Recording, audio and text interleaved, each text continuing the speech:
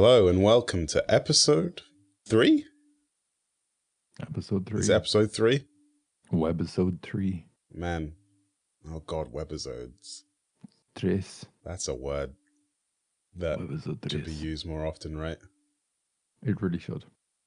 Yes, welcome to episode 3, webisode 3 of Mindshakes. I'm Moofle and this is my good friend Sumkat. Hi. Bark like a dog, Sumkat.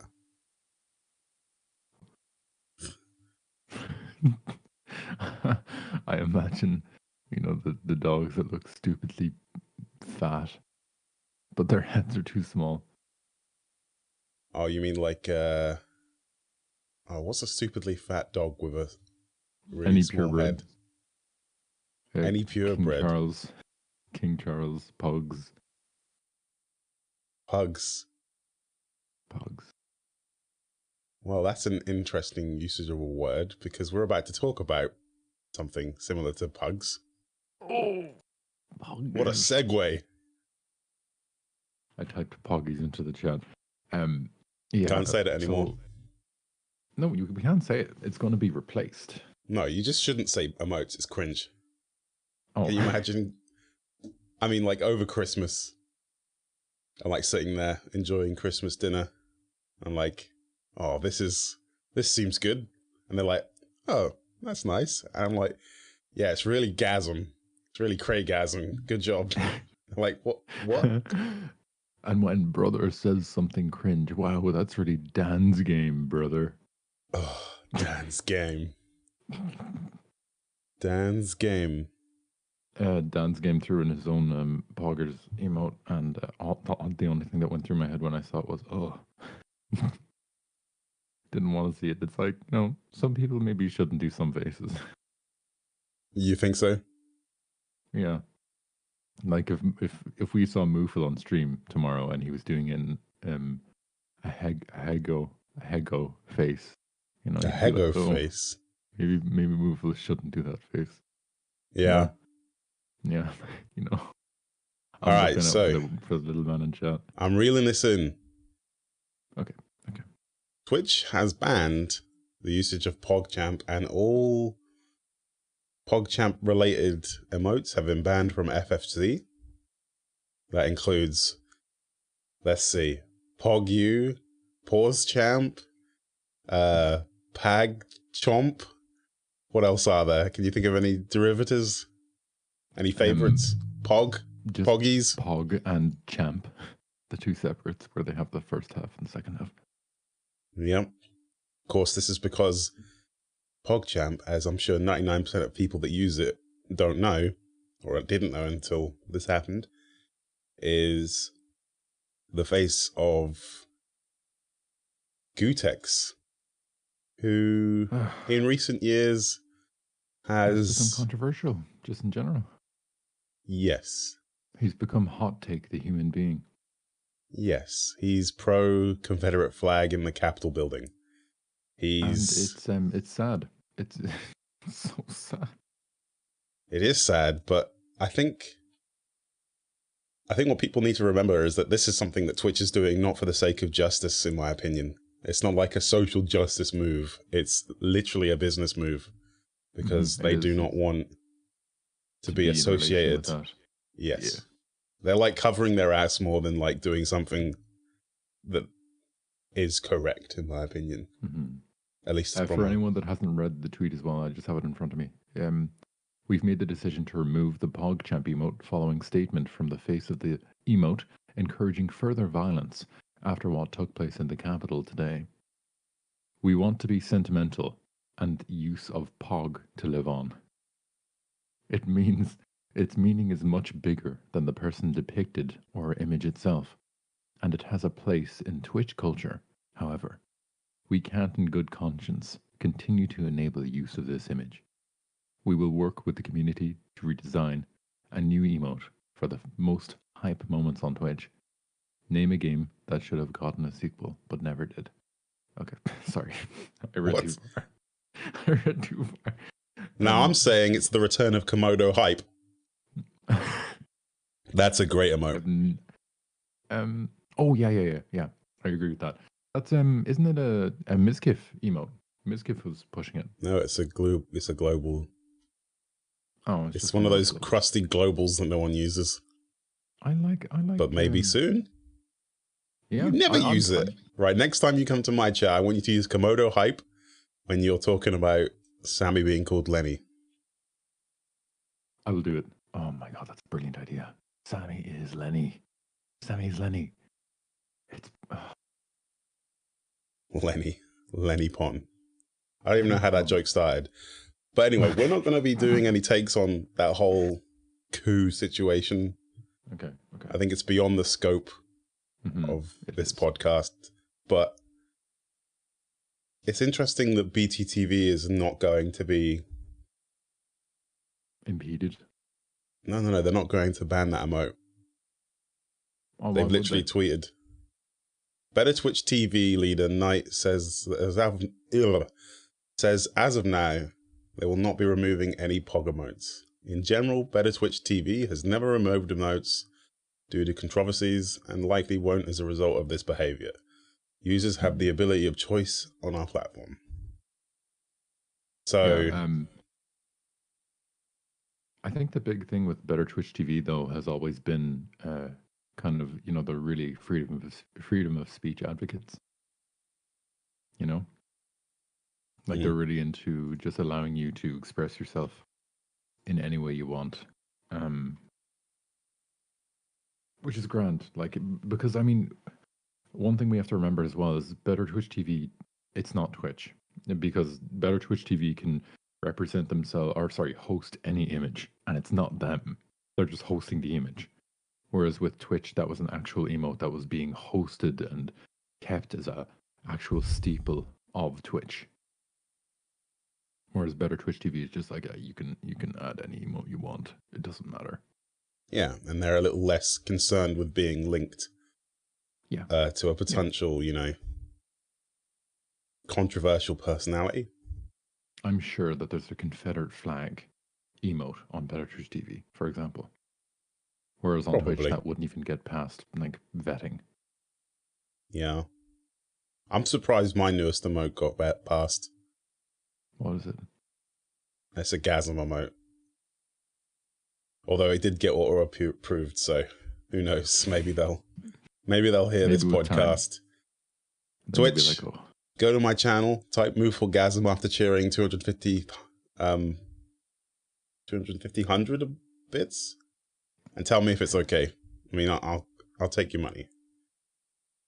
I think it would be a good idea. Twitch, support your boy, please. Yeah, I need it. I need it because of all these bloody dog treats I'm buying.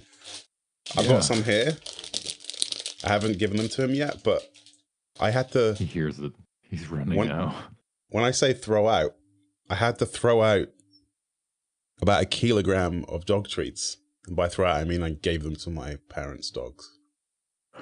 Because my way less picky. Food. But my dog is like, yeah, buy me some treats. I love this stuff. And maybe I should do a dog treat tasting stream. Yeah. And you can be like my dog James. You'll eat them for the first like 5 servings. And the next 20 servings you'll just be like, nah, I don't care about this anymore. Yeah. You can see it on my stream. Like I wave with a treat under his nose. Yeah.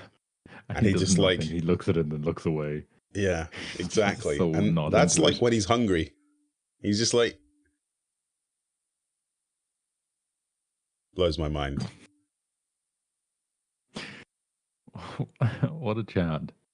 Look, if a Chad was a dog, it would be Woofle. What a picky eater. So, you wanted to talk about something. Moving on. Yes. You want to talk about emotion from music. Yes. Something that's taken me by storm mentally. Something that's taken you by spawn? By storm. I'm a terrible podcaster. I can't even read this script. Wait, script? There's no script. This is live. This is it's improvised. Unprovoked. Yeah. Unprovoked. Unprepared. It's unprovoked. I've been doing a lot of college work recently. In fact, I had to cancel 2 streams because of it. And I'm doing this college work, and it's taking a toll on me. So what do I do to make Yeah. myself feel better? No, I don't indulge myself in sinful acts. Because Like I'm not a Tarkov. heathen. That's not a sinful act. That's blessed, okay? Because it's nothing but penitence. It's nothing. And why do you do it at nighttime alone in your Discord server? I wasn't alone. I was with it, you know. I do it That's with a even friend. that's even more outrageous. No, Doing it together. Yeah, you know, we got to do it together. I'm a So anyway. one, both in I forgot the name of the game now. Anyway, so what I've been really getting into has been putting on music and giving myself even a 5-minute break and just listening to the music and really getting invested in it. It's something that I've always kind of done, but it's never really taken this much of a hold on me. Like I was listening to. Let me open up. Yeah. Spotify. I was listening to Midnight at the Oasis, Fifth Avenue by Gold Panda, The Girl from Impanema. I was listening to those, and I felt like crying. Just more and more, the more I listened to them, and I was getting more and more emotional. And then Agues de Marco, I don't know, I'm probably butchering that, by Elis Regina. Absolutely beautiful song, by the way. Listening on and on. I couldn't stop listening to this. And then the One Note Samba. One Note Samba is a very fun one. I love it.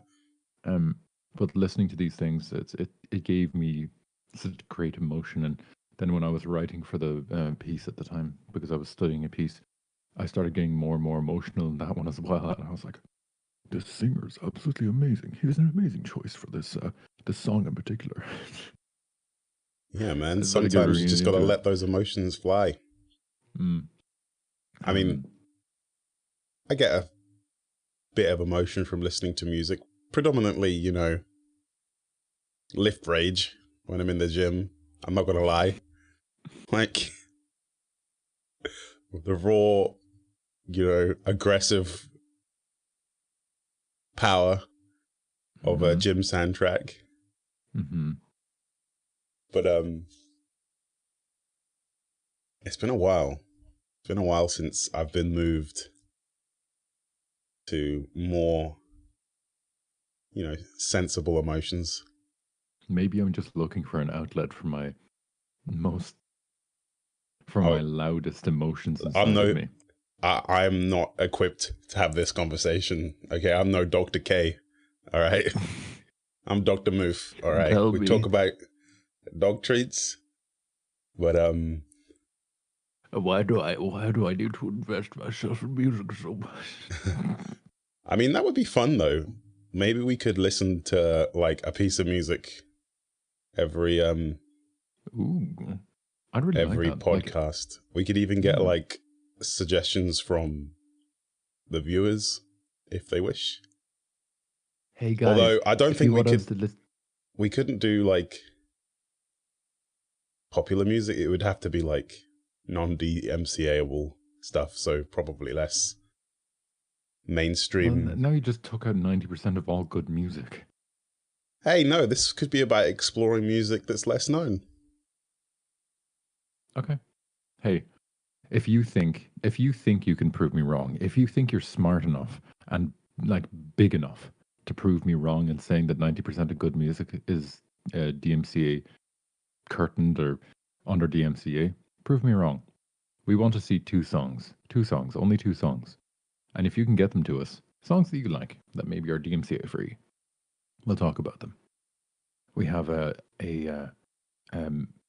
piano virtuoso, you know, specialist extraordinaire over here.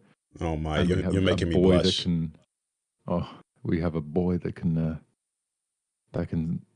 pull a vocal cord, you know. A boy that knows about glottal swaps. What are they called? You were telling me about glottal stops. Yeah. Glottal stops. Yodeling. Yeah. Yodeling. It's not a pleasant sound. Yodeling. It's really not pleasant. I don't know. Yodelers, they make it sound pleasant, but it's really not. It's like not a thing that should be pleasant, you know? Do you remember that? Like music meme that was just the kid in the shop, like the Walmart, in like Walmart yodeling kid. Yeah. It's literally called I that. used to start my streams to that. Like, I faintly remember. Maybe I don't. Yeah. That kid. He's still big, like on Twitter and stuff. And he did a tweet 2 days ago when they were storming the Capitol, and all it was, you know what I'm gonna do? I'm gonna drink 1 liter of Coca-Cola and play video games. sounds like he And a got streamer retweeted life. it, and they were just, he has it down. A streamer retweeted it and said, "This guy is a fountain of youth and knowledge." Oh, and knowledge." Like, look at him go. He has his own album, by the way. Well, we'll have to check it out. Maybe that's the first one we check out next week. Let me look it up. Well, I don't think now is the time to be doing research. We should be moving on. Yes. We should be talking about hobbies. Well, you want to talk about hobbies? Okay. Actually, addiction to niches, more so. They kind of feed into each other. Okay, so niche. I've heard this word pronounced in so many different ways. I always thought it was supposed to be pronounced niche, CH. Yeah, but if I'm wrong, say it in the chat. I want to hear from you guys. But yeah, so I have an addiction. I have an addiction, and I'm willing to address it now. I'm addicted to niches. You're addicted to niches. How can you be addicted to niche? I can't stop wanting to be a part of niches. You mean you're a hipster poser? You're a faker? You're right. Oh, God, sorry. Excuse me. There's the first one of the year. I better write that down. Coming back later to edit that out. I said I wasn't going to curse. Oh, no. Okay, carry on. Niches. Niches. So anyway, I love niches. And what I mean by that is that I'm addicted to what a niche is. I don't know what it is. An undiscovered kernel of knowledge. MITXs, I want to be a part of it. Building keyboards, I want to be a part of it. Extreme audiophile, I want to be a part of it. Maybe you just have very specific tastes that just all happen to be niches. And okay, they're all niches, and like in complete honesty. Humor. I love like niche humor, but not like offensive. I'm not sure if humor. What kind of niche humor are you talking about? I'm pretty sure, dude, your humor is pretty normie. Okay, well then that's good. That's the most reassuring thing that I've heard all week. Thank you. Thank you for confiding. I love like horror. Okay, maybe I'm just a poser. I love it. Oh God, I love horror stuff that is like disturbing images. Not disturbing as in goreful or shocking, but disturbing as in unsettling. That is definitely interesting. I'm trying to think of any hobby that I have that's niche, but like niche according to what? Like, let's see. Let's go down the list. Music. That's definitely not niche. Sorry, what I'm studying as well. I would consider anyway. Yeah. I'd consider opera a niche, especially what I want to go into. I want to go into oratory in opera, which is a further niche. Did I ever tell you that I was part of a choir? No. Yeah. Why didn't you? Only for like a year. It was like part of one of my modules for music when I was studying at uni. I was a baritone. Okay, never mind. See, this is why your humor is normie. I merely say a word and it makes you laugh. Yeah, sure. Keep talking. Singing in other languages. Everyone but a bass doesn't matter. Sorry, what? Everyone but a base doesn't matter. Everyone but a base doesn't matter? Yeah, only base. You're saying I matter. didn't matter? Because we are basic bases. Oh. I cursed again. God dang it. All right, it's fine. It's been a while since we've done this. You're obviously out of practice. I'm out of practice. Yeah. I'm out of swing. I'm a loose cannon right now. You are indeed a loose cannon. Okay. But yeah, so like, what about you? What kind of niches are you a part of? Well, that's what I was going through the list. Like music, not really that niche. I guess it's niche to be able to play an instrument, but I wouldn't consider that niche. Would you consider your dog, the liking of your dog, a niche? No. Like because the dog that you have. Okay, he's not a cat, so he's not like literally prevalent in every single intimate medium that was ever existed. But dogs are not a niche hobby. The cats are just great, okay? I don't think they are. Fit every situation. Funerals? Yeah, they can close the casket. I don't think people go... I don't think, like...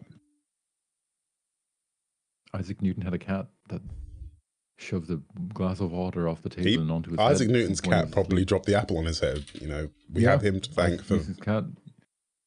Thank cats for gravity. Okay. But like a niche is a like very specialized thing. I don't think dogs are specialized. If I was like into like I don't know. If I was like one of those dog showmen with a specific breed, like I'm like, okay, I go to like I train dogs in the small class of dog shows specifically for doggies, obedience, then it would be like, that's pretty niche. But as far as like dog ownership goes, I'm pretty like on the surface. I own a dog. I look after him. Like, here's my boy. Yeah. Okay. I wouldn't say streaming is very niche. Oh, it used to be. When I started, it was super niche. Yeah. Now everybody and their dog has streamed. Yeah. Sorry, I keep talking over you. I'm sure there's a dog stream. I'm sure. Yeah, there's plenty of them. So I obviously had a misunderstanding of the word niche. So I'm gonna fix that today. Okay. Look, we're a podcast about improvement as well. I'm gonna improve myself today. I'm gonna replace the word niche in my mind with the proper word, with the proper like meaning of niche. What did you think it meant? I thought it just meant like something that not many people like. I mean, doesn't mean that it's not specialist. Doesn't mean that it's specialist. I just thought it was something that not many people follow. Like I think that is niche. I mean, that is part of it. Market, or Nietzsche philosophy. Nihilism. It used to be cool, but then normies took it.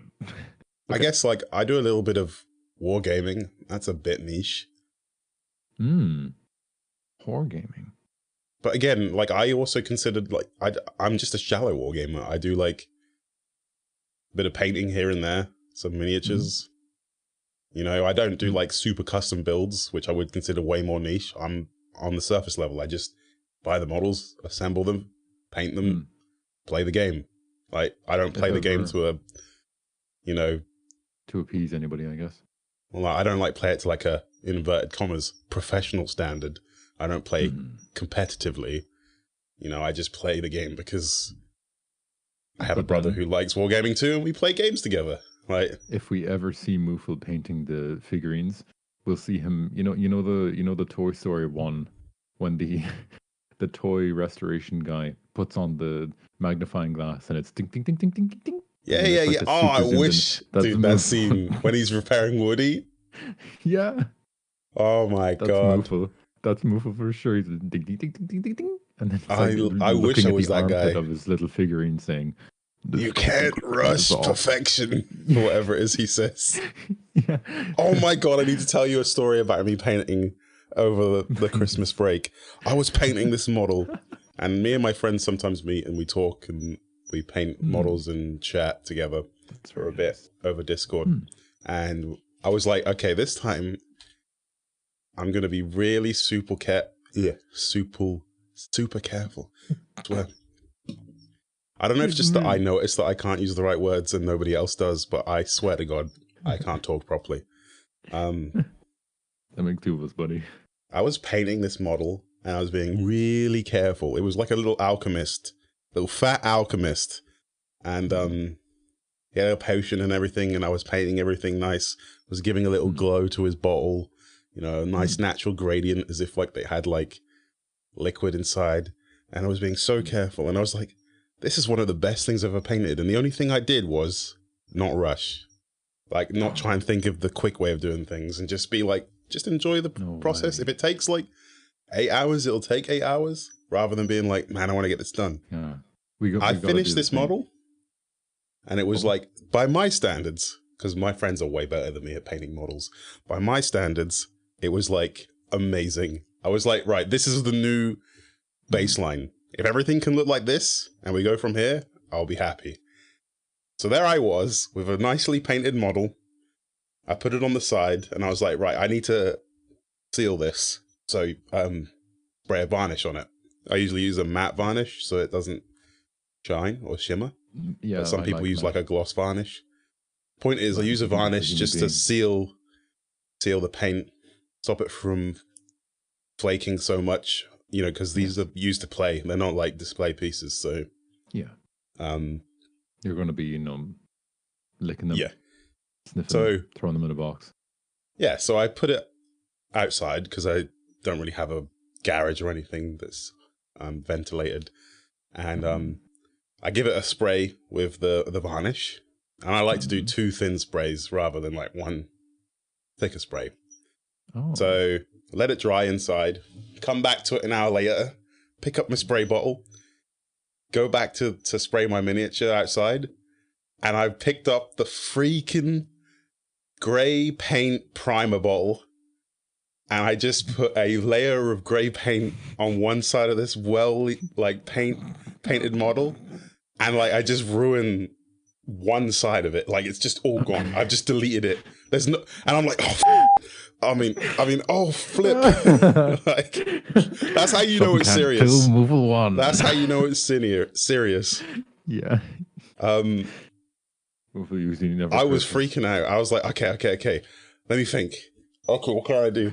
I've already like sealed it kind of with the varnish, so maybe I'll be able to wipe it off. But this stuff dries so quickly because, you know, it's an aerosol, so yeah, the liquid evaporates off, and you rub it on one item, then it's on that item, and you flick it onto another item, then it goes back to the main item. I took it to the sink. I gave it a wash, and it got some of it off. Okay, and then it didn't affect the rest of the paint, but 50% of that grey paint is still on it. And it's still in my box to be painted. I'm just like, I can't bring myself to paint it. And I'm not going to lie. Looking down at his ruined creation, it's just like, my brand. I feel so stupid. The bottles are completely different. One is green, my varnish, and one is blue. And,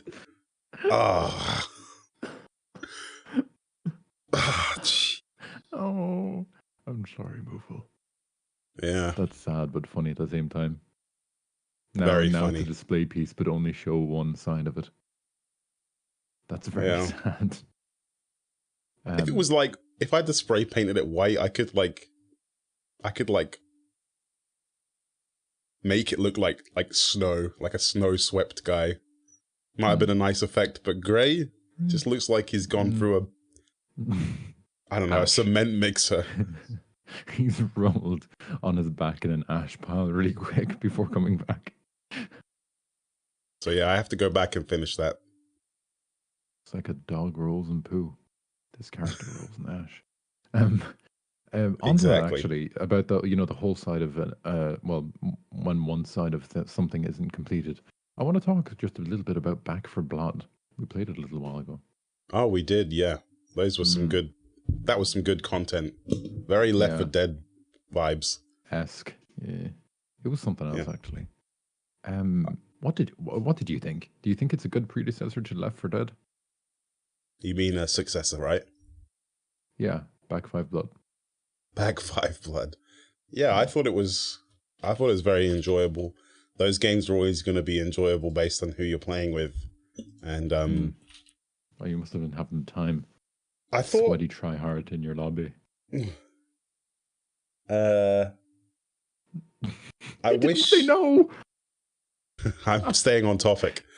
Oh my god. I wish the characters were a bit more realized in the game space, in the sense that when I played Left 4 Dead, one of the coolest things wasn't necessarily the polish mechanics or, you know, the great sound design, but it was just the fact that you felt like you were playing these archetypal characters, and that their responses to a lot of things would be different every time. And those, when you're playing with your friends and you hear a voice line you've never heard and it's funny, it's a nice, like, thing. I felt like the characters in the game so far aren't polished to the point where they feel that different in terms of their characterization, you know? It's really simple stuff as well, like, you know... Now that you mention it, I can't actually remember any of the characters. They're not memorable at all. I mean, part of that will be because we haven't immersed ourselves with them long enough, but also I did feel like, you know there wasn't enough there. If they had like a streamer integration in, like, you know, if they reached out to, I don't know, let me think of an interesting character, like a bald, mustached white man, and Mario? Wait, he's not bald. Maybe he is. He never takes off the hat. Oh, he does. No, he takes off the hat sometimes. Maybe his friend, who has a beautiful voice, is a pianist, a beautiful dog, a wonderful smile, you know? Maybe we... No, I don't think we would make very good characters in a zombie apocalypse. Man, I would make an amazing character. Look at me. Well, look him up. I'm like, think about it like this. No, I can't say that. He can't say that.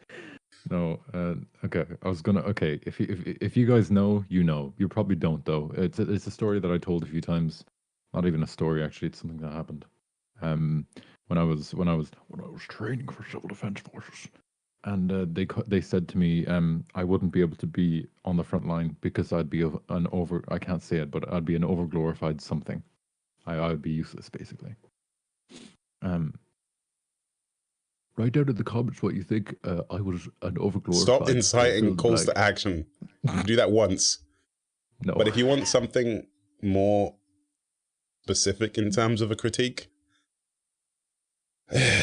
one of my main issues with it is that the big ass, like, wretch character that vomits, too powerful. Are you sure? I don't know if it was because of the difficulty that we were playing on, but, like, not enough audio-visual feedback in terms of, like, when you're standing in the goo that's doing a ton of damage to you.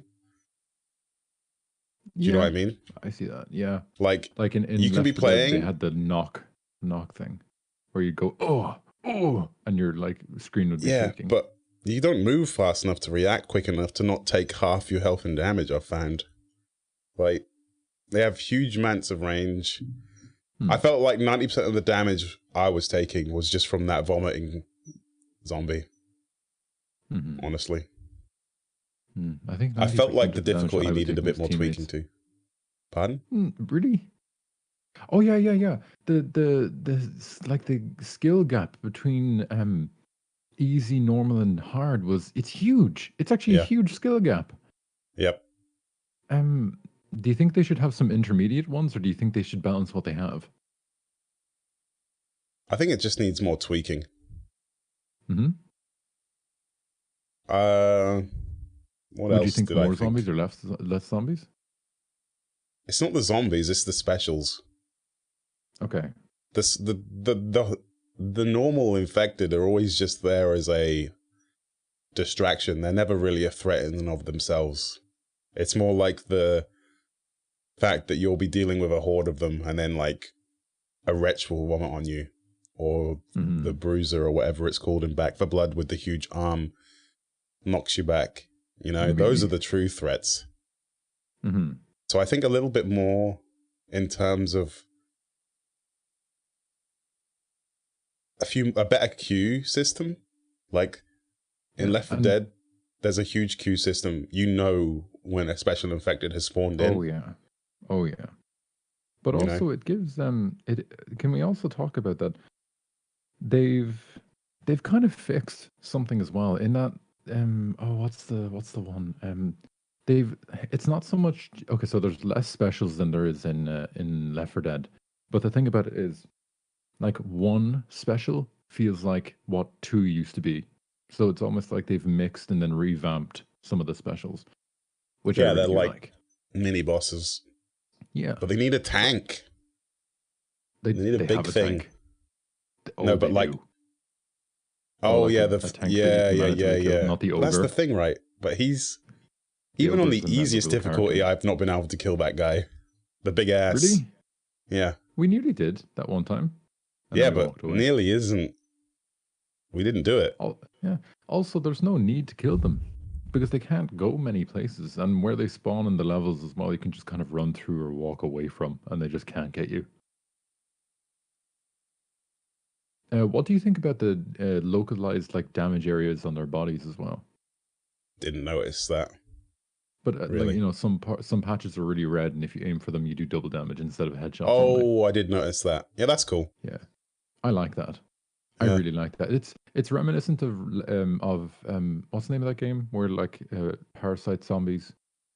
Never played it. And Mr. Popo over on Twitch streams it. Oh, Resident Evil? Yeah. Resident Evil. It's like for me, the bosses in Resident Evil, they always have those soft spots. The spots that if you shoot, does more damage, or it's the only way to do damage to them. You know, that stuff. Yeah. I believe game critic Ben Yahtzee Croshaw calls it the giant glowing, frick me lights. Yeah. It's for baby gamers, you know? It gives you something to focus on. Yeah. Yeah. See? Can we both agree that ferry, the Back for Blood level at the end, where you have to go on the ferry and then defend it with the minigun, is almost impossible? Yep. Even on normal? Even on the easiest, we were struggling. We only got it on the third try on the easiest. Yeah. Maybe we're just horrible at the game. Here's a unending swarm of zombies. You get a static gun turret that doesn't help because everybody...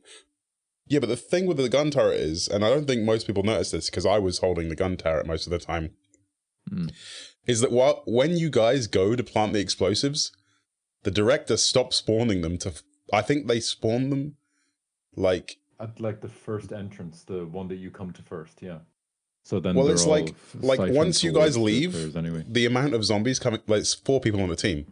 Once you 3 guys leave, the amount of zombies attacking me cuts down to a quarter, which means the turret is pointless because you can't move it. I remember that.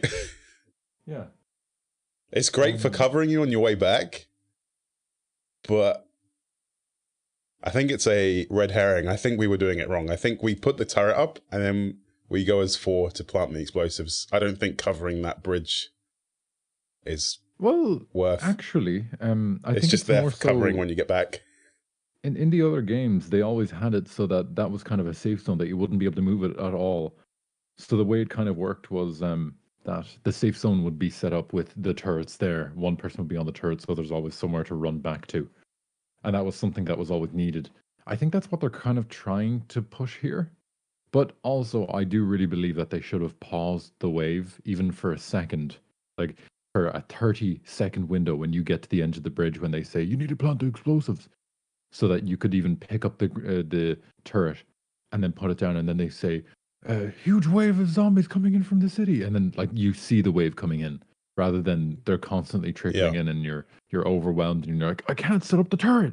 And everyone's shouting at each other, would you shoot them? Would you cover me? You know, all this.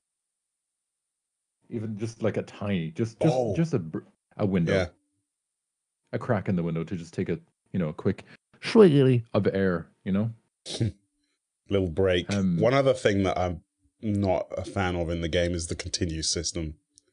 There is no point in having a continue system. Yeah. So for those that don't know, the game you progress through a set of levels through a stage, and as you progress, you level up. And these level ups make you stronger, and are often the difference between being able to get through something easily or harder. One of the cards that I think is very popular is healing like 2% of your max HP when you get a melee kill. Yeah, melee kill, sorry, yeah. Yeah, so taking that basically means your health economy is way more like persistently good. You can go in the front line, you can tank, you can kill 3 or 4 zombies with a swing, recover 6% to 8% of your HP, and it doesn't matter if you take a couple of hits. I thought it was the thing with the percentage. Yeah, but I'm just giving them in terms of percentage so that they know, you know, how much that is. If we say, I don't even know if it was 100 HP max, but the point is, it's not an insignificant amount when you're talking about hundreds of zombies. Yeah, true. But this continued system means once you killing zombies. Yeah. Once you run out of continues, that's it. You lose all your level ups and you'll still put in the same level. So what's the point? Like you spend an hour grinding through the first 3 or 4 levels, getting your levels up, and then you get to a hard part and they're like, well, you ran out of continues, but rather than getting a game over and going back to the beginning, we're just going to strip you of all your level ups and now do it without those. Like, I don't like that.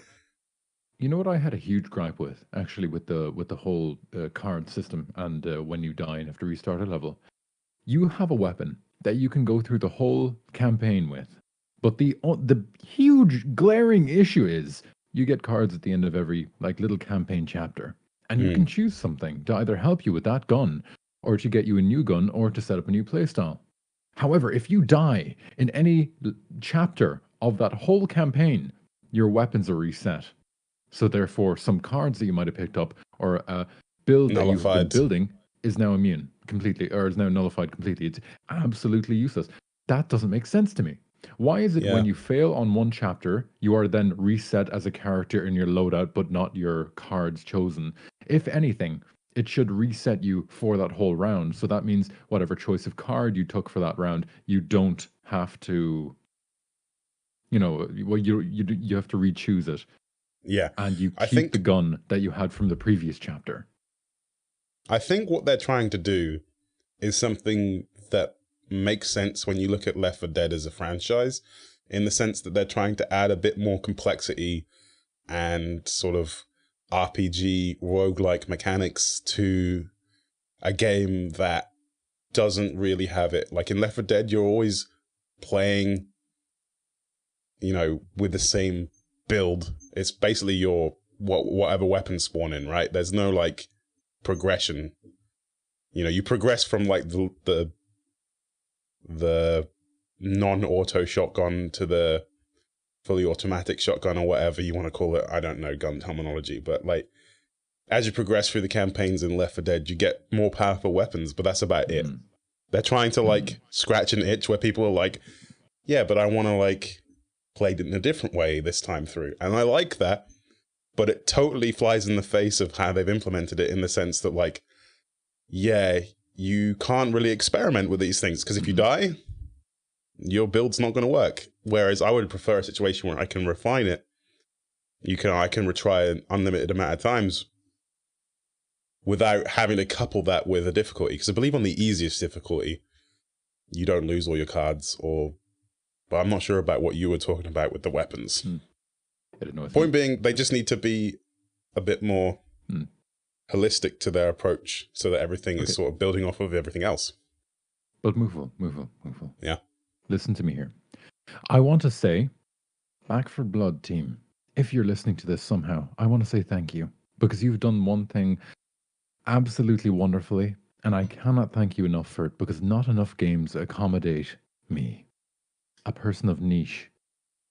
And that is Loot Goblin. I'm allowed to snake between my friends' legs in the middle of a fight and just grab everything before they can. Don't think we don't notice that. And just snake away, and nobody realizes it, you know? Yeah. I've never been caught for it, other than on my own stream, you know? It's nothing but accommodating. I feel nothing but loved and adored by this company. Honestly, well done to you. You've made me feel great, you have. You've made him feel great, you have. You've made me feel great. All right, let's move on from Back the accommodated Blood for, now. Okay. What do we think about New Year's goals? I'll start. One. My goal last year was to be healthier and lose weight, and I achieved it. Yes, you did. But I'm not done. Oh. I like prequels. Yeah, I lost about 10 kilograms over the year of 2020. But I was having a very, how do I explain it? No, not really an up and down year. I'm just gradually trending. Okay. Like 10 kilograms over a year doesn't seem like a lot if you're the kind of person that's like, I'm going to crash diet for 2 months and lose a quarter of my body weight. For you, right? Yeah. It's been a slow grind. Mm-hmm. Rather than a dramatic destruction. Instant weight loss. Yeah. But that's better for you. I phased pretty much all unhealthy drinks out of my diet. Yeah. I still drink alcohol. Okay.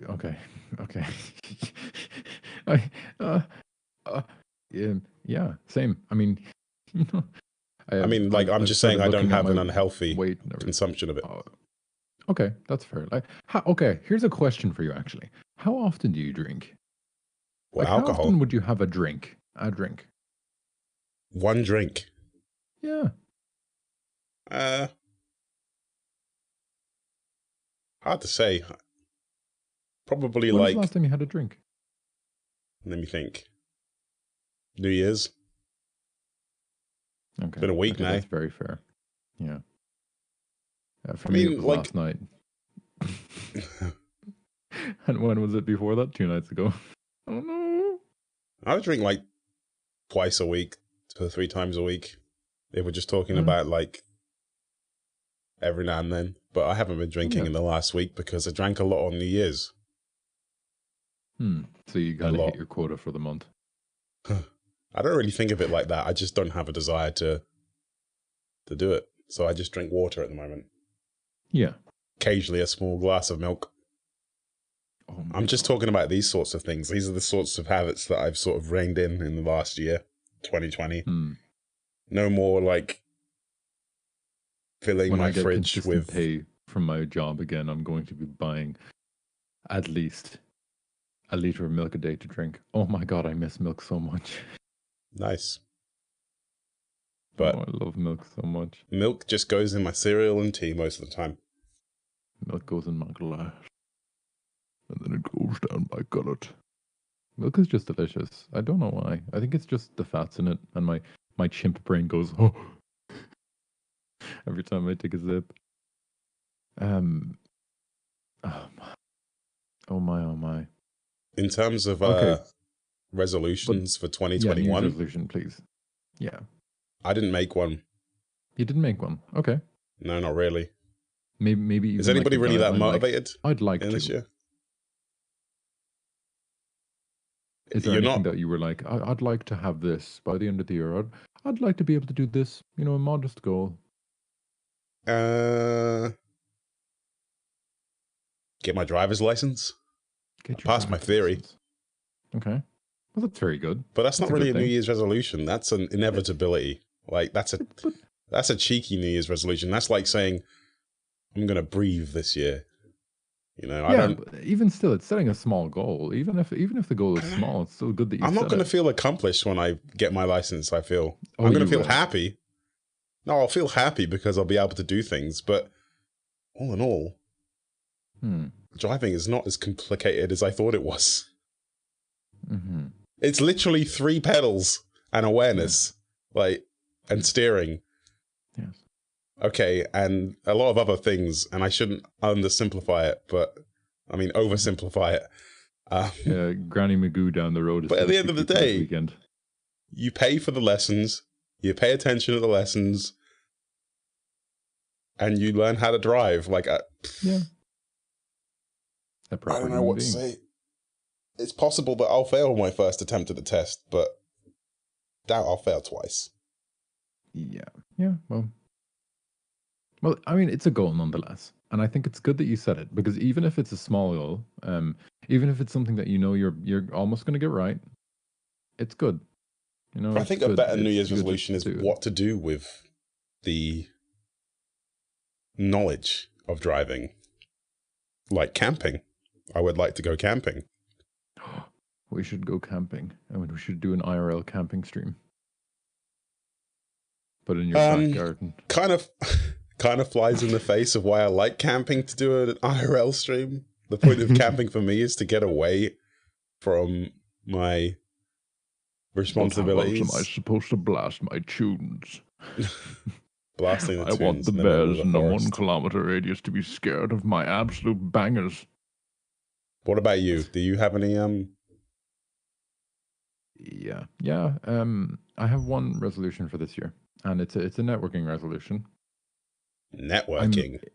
I'm in the midst of it right now. In that, I'm actually hiring an editor, and also I'm trying to edit a video myself, and I want to upload one video every 2 weeks, and then get it to one video every week, and make my YouTube channel hit 1,000 subscribers. That's what I want. That's what you want to get 1,000 subscribers on YouTube. Yes. All right. I want to start moving. We'll check in on what this I want to do every now and then. Yeah. Make me feel great. Give me a pat on the back. I'll give you a pat on the back. Okay, I just want to bring it up once again, though. Back to New Year's resolutions. Can you speak to your dog and make his New Year's resolution to be a less picky treat eater? I don't think that could happen, honestly. Yeah, here's something I want to mention. So, I managed to put something to bed.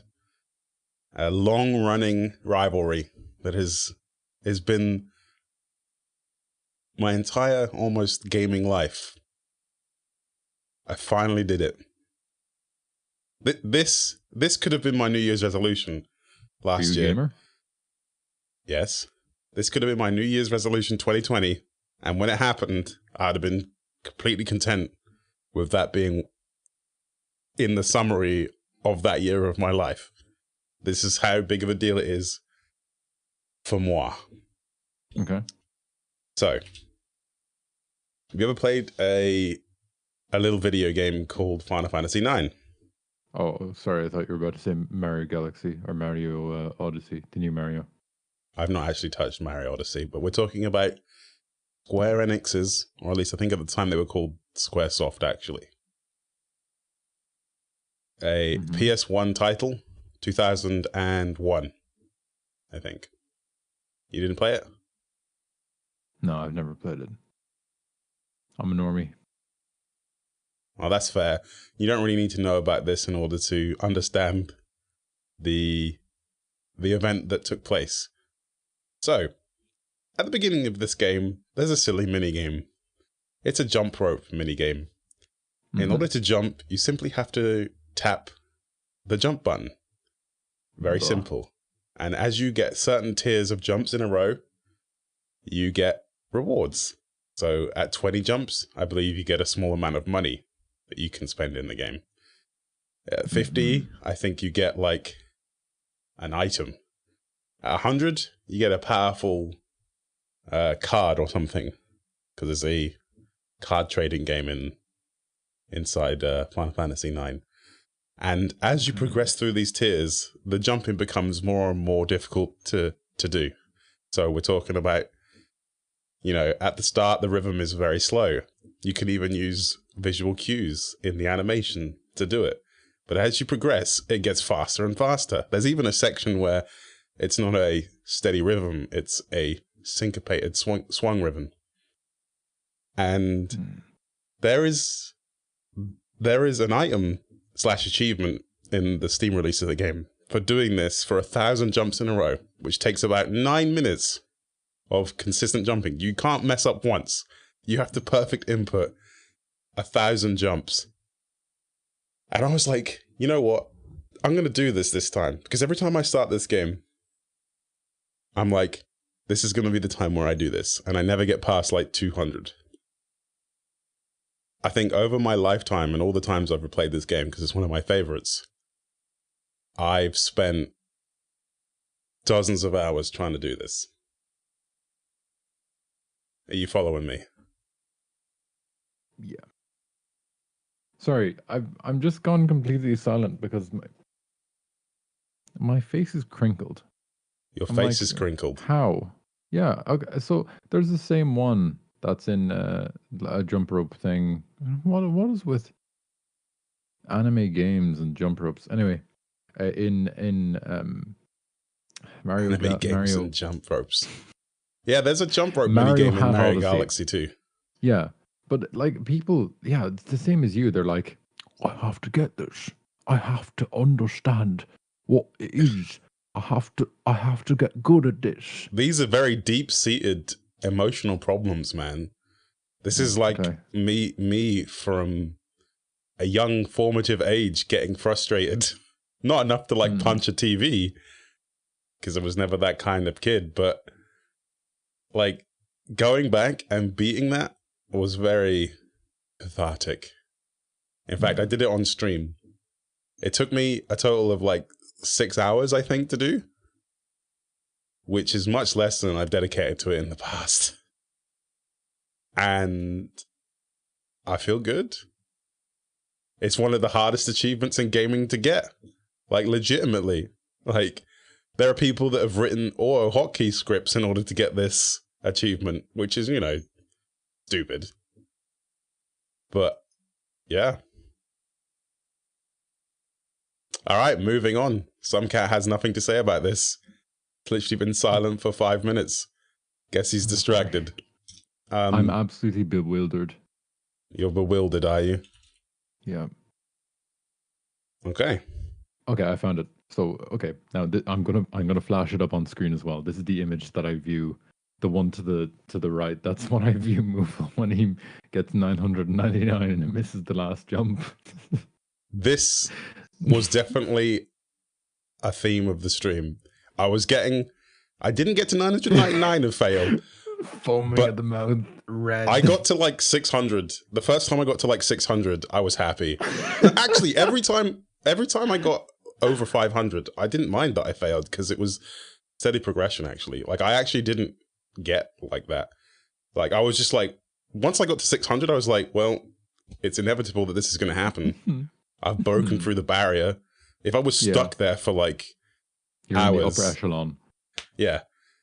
I think I broke 500 3 times, and on the third time, I made it all the way to 1,000. And when I got to 1,000, because like I entered this weird Zen trance-like state where like I was like one with the universe. I was just jumping. They were like these tiny 10 millisecond window input presses that needed to be timed perfectly. And like, this was just natural to me at this point. I felt like years of my life were flashing before my eyes. Every single attempt, you know, 8-year-old Moofle, like 10-year-old Moofle, etc. Moofle was clapping joyfully and jumping in spot as soon as he did that. Yeah. And then my heart rate was like, 90. Once I was getting close, it was getting higher and higher. It was getting higher and higher and higher because I was relaxed. I was like, if I panic, I'm going to mess this up. And then when I was getting close, I was like, oh God. Your blood pressure was dropping below dangerous levels. Your heart rate was dissipating. And then when I finally broke that barrier and did it, that was it. I let out it. If you've watched my stream before, or even if you listen to these podcasts, I'm not a hype person. I'm kind of relaxed. Sumkat's far more energetic than me. I'm just sort of going along for the ride. But that moment, I got up out of my chair. Thank you. And punched the air and did a little dance. I'm not going to lie. He did a backflip on stream and everything. If you weren't there, you don't understand. Yeah. And now, whenever I go back to this game, which I am going to do in the future, in the near future on my stream, the game starts from after I beat that minigame. I'm not doing before that anymore. I'm just going to load the save and then just... We're not playing that jump rope minigame ever again. Okay. Bet you can't do it again. I don't care. Oh. It's done. Oh, gone, reduced to atoms. I'm not going to get baited. Oh. But Moofle, Mm-hmm. what a good podcast we had tonight. Thank you. This morning. And this indeterminate lads, time. Yeah. And lads and ladsies, honestly, thank you so much for clicking on it. It really means a lot to me. And it means a lot to Moofle. Thank you. And we should be signing off now. Just like a cooler car. How much does it mean to me? I give it like a 6 out of 10. That's big. That's big. No, I'm kidding. I appreciate it too. Despite my monotone voice. Man, if anybody's monotone here, I'm sorry, but I'm taking the cake. I used to be called depressed, even when I did nothing. Even my parents, when I'm sitting down at the dinner table. This is a tangent. Tangent. Oh, yeah, that's okay. That's okay. We have time. Just a small bit of time. They'd look at me and say, Kyle, are you depressed? No, I'm not. I'm grand. Stop asking. Even my own girlfriend. We'd be like watching a movie. And then I'd like say something. I'd talk to her just a little bit. And then she'd look at me and say, Kyle, are you okay? Yeah, I'm fine. Stop. Who the heck is Cal? Me. Oh, that's your name. Okay. My name is Cal. Oh my God. Oh. You okay, lads, I'm looking for another introduce... co-host for the podcast. If you want to be a part of it, please comment out of the description. Stop doing that.